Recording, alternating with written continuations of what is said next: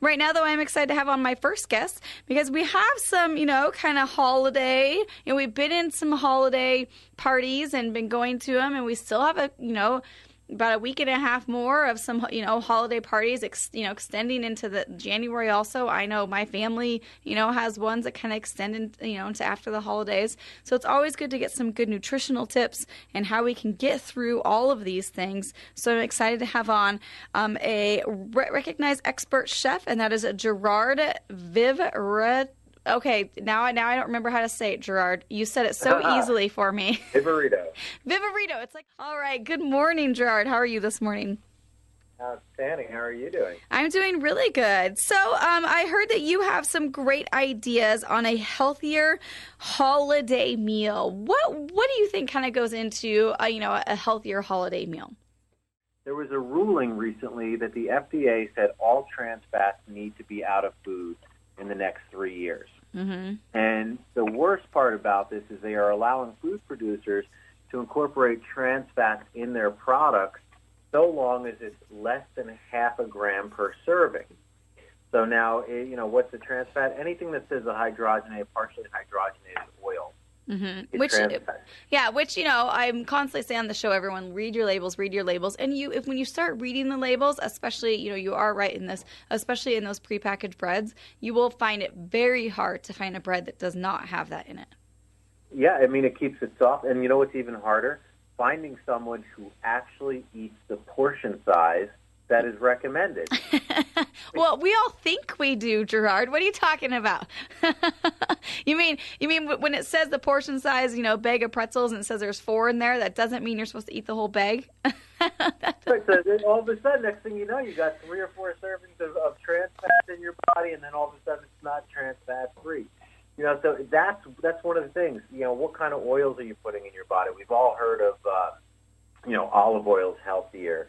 And now you start reading, well, canola oil is pretty much glorified tractor lubricant. And where can I go?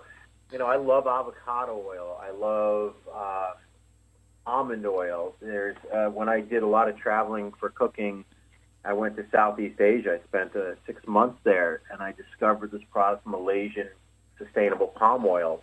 And you may see it in your stores where it's this bright red oil, orangish oil, almost looks like carrot juice. And I've cooked with it for a long time now, about 3 or 4 years, and people start asking me, why is it so orange?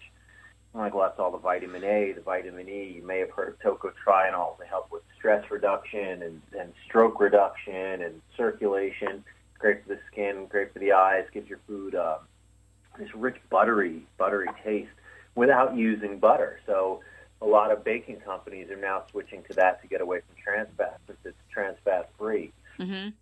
So we have been talking in the last segment about how to stay healthy and how to get through kind of these holiday parties and how to make better choices. But you also have something that is a healthier dinner for a healthier planet in less than 15 minutes. All right. So my first question would be, why do those two things need to correlate, or why should we start looking at things like that correlating, a healthy dinner and a healthier planet?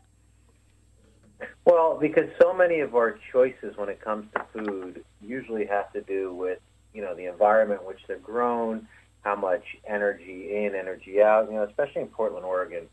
Living there would always see, I think, I'd give Portland credit to say they were the first place that farmers markets started to explode onto the scene.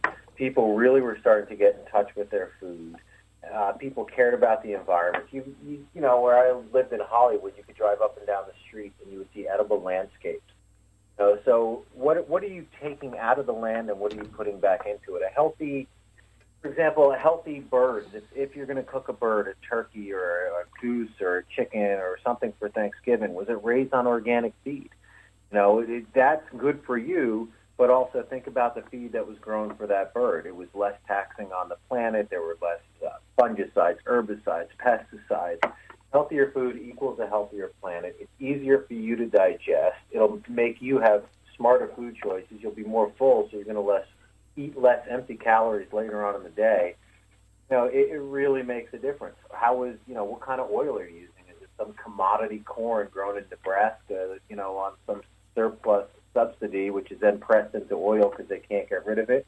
Or is it a healthy oil like olive oil, which is good for your cholesterol levels? Or we were talking about earlier, Malaysian sustainable palm oil, which is full of all healthy things and has a high smoke point.